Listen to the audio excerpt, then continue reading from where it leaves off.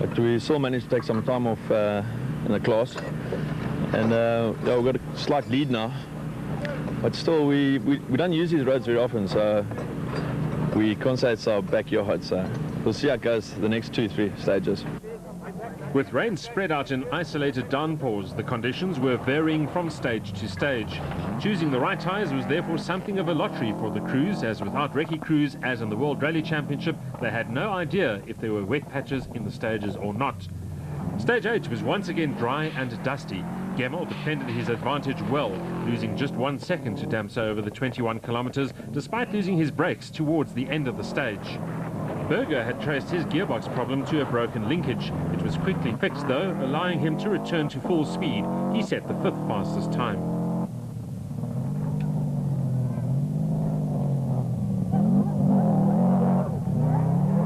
Watch Damso cut the corner to save precious time. He was after Gemmell's lead and would tie for the fastest stage time, but it was only 1 second quicker than the leader.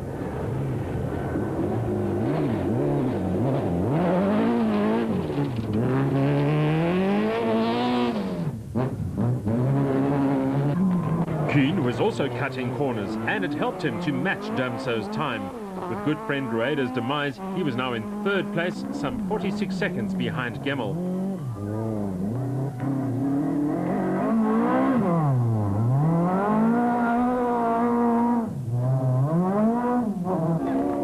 Harvick was also flying and made it a 3-way tie for the fastest stage time. Following the 4-way tie earlier in the day, it highlighted just how competitive it was at the head of the field. There was no room for error.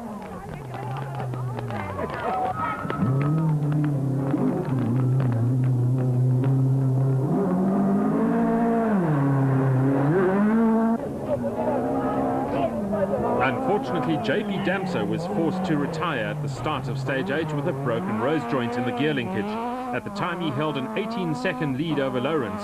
The latter was relieved to be free of the pressure, but was still at a loss to explain his lack of pace on the event. After 3 tough events that saw him off the road a few times, Ryan had avoided such indiscretions this time to hold 6th place overall, and now 2nd in class behind Berger. He was battling with a misfire in the final stages though, and losing time to rivals behind. Seconds player was looking battered and bruised after being driven to the limit and beyond. After his early misfires, he also broke a side shaft in stage 6 that cost him about 2 minutes. However, he had managed to climb into the top 10 and was fighting to make up as many positions as possible before the finish.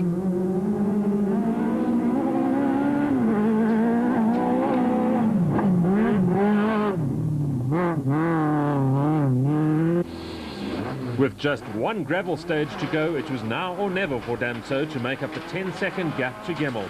This is worth watching.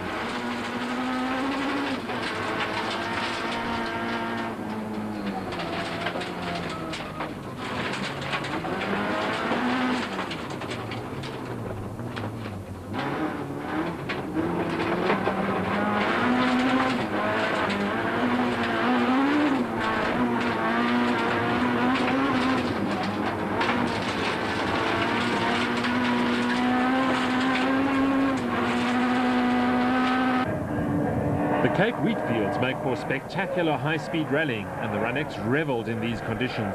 It was not enough for Damso to take the stage win, however, having to settle for 3rd fastest time. Going back in car with Damso, watch out for how he almost spins the car, but recovers superbly, hardly missing a beat.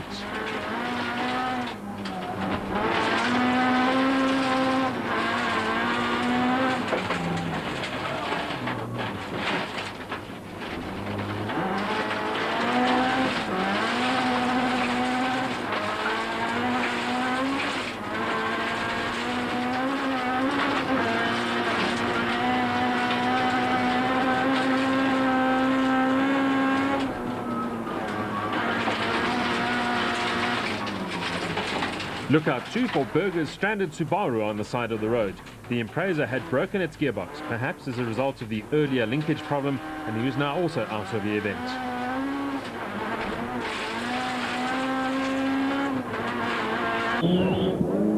Damso had enjoyed his fair share of good fortune this year, the Radix narrowly making the finish line on occasion due to mechanical gremlins that would have eliminated it had events been slightly longer. It had run faultlessly on this event though, and the multiple champions' performance had very little to do with luck and everything to do with speed and experience. Rallying's ever-increasing popularity had seen crowds growing at each event this year. The Cape rallies have traditionally attracted large crowds, but this event was bigger than ever. Gemel's bad luck would strike again. Having led every event this year, he had not finished one. This rally would follow the same pattern. Entering the stage with a 10-second lead, the Turbo Blue in stage 9. What does the man have to do to finish a rally, let alone win one? Kuhn was still hard at it and would beat Damso by 1 second.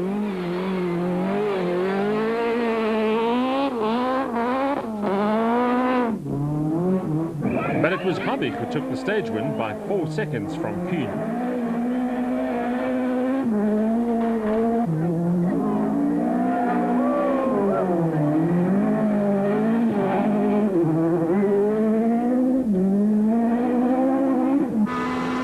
Due to all the retirements, Lawrence was now in a rather fortuitous 4th overall.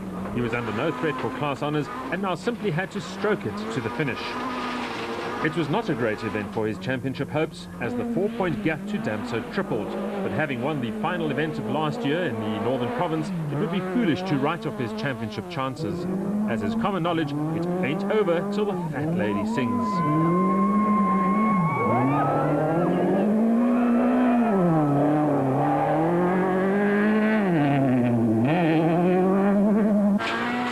Back to Damso in stage 9. Having passed the stricken Subaru of Gemel, he now knew that he would win the event if he just made it to the finish. After having endured such a tough fight for most of the event, the battle had fallen apart as the top privateer contenders fell out one by one. It was a sad end to the rally, as had all the cars still been running, it would have made for a grandstand finish.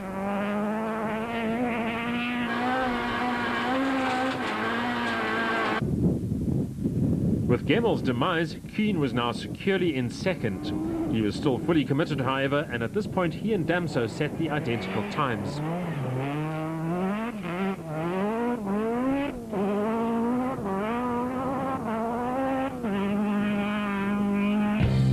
Passing Gemel's stricken Subaru, which had now ground to a halt, Habig was not hanging about either and was fastest to this point.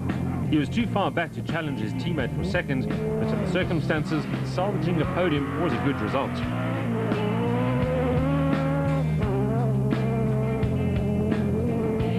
Johnny, last time we spoke, you leading the rally. You've had 2 terrible stages. Tell us about it. Yes, the one before this we were going well. We just lost a second to Surge and we had no brakes the last couple of Ks, so we were really struggling there at the end. We managed to get just the front brakes working for this one, and we did the stage, and halfway through now we've got a turbo problem, so we have to stop. Unbelievable. It just hasn't been your year. No, definitely not, definitely. Shit. Bad luck. Good luck, what, Great North next time. Yeah, we'll see. Thanks. Ryan was up to 5th overall and the new Group N leader, but was still battling the misfire. It now put him under serious threat from Fecken and Rob Dupriya. Swanepoel was still going in his Subaru, but it had been a troubled event as he lost time with a puncture and destroyed brake pipes. Note the body damage from the puncture, which led to the brake problems. With minimal braking power, he was just driving to make it to the end. Fecken was running 7th overall, but could snip a 5th place finish. There was no time for him to cruise to the end. Dupriya and Richard Gernholz were closing in on Ryan in their slurry reclaimer's Subaru Impreza. The pair took ownership of it during the year and were improving with every event as they familiarized themselves with the car.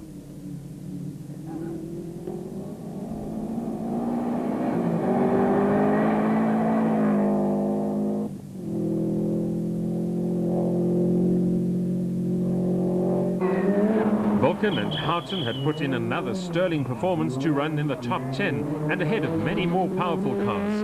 Having impressed so much during the year, the interesting question now is where Toyota will place them next year.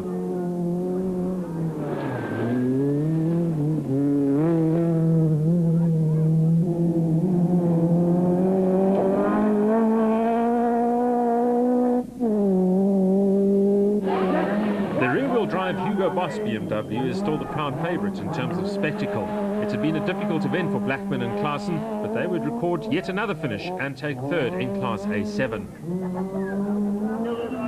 Bem and Sinclair ran out comfortable Class N2 winners after leading the entire event. It was an impressive drive from the pair.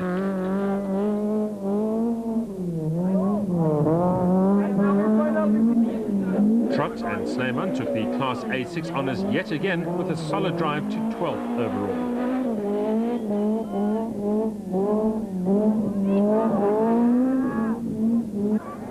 Once again, there was a large paying crowd to watch the final stage at Kalani. The format was slightly different this time, with the cars not going head-to-head, but rather starting 1 minute apart and having to do 5 laps each. It resulted in up to 4 cars line astern on the track at the same time, but they had all completed a different number of laps.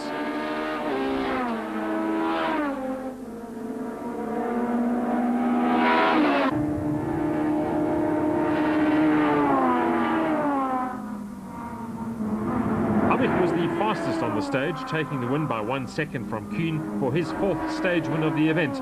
Lawrence was 4th fastest in the Corolla. All Damso had to do now was to get the Runix home, as he was not pushing too hard. He nevertheless set the 3rd fastest time, 4 seconds of Habix. It was enough for his 4th win of the year, 32 seconds ahead of Kuhn, but it was also the 62nd win of his career.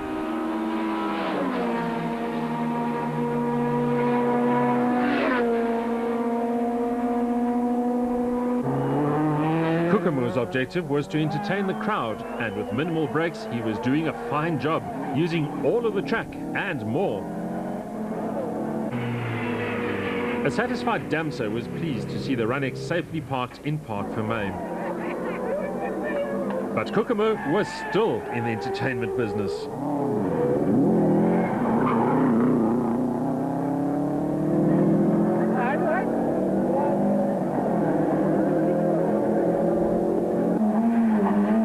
When the traffic got a bit much, Vulcan pulled his track racing out-braking manoeuvres out of the bag.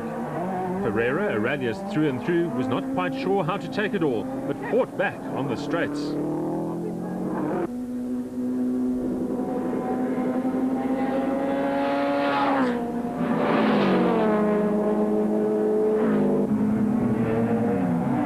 Once done with the Subaru on the 2nd attempt, it was the turn of Blackman's BMW to fall to Vulcan.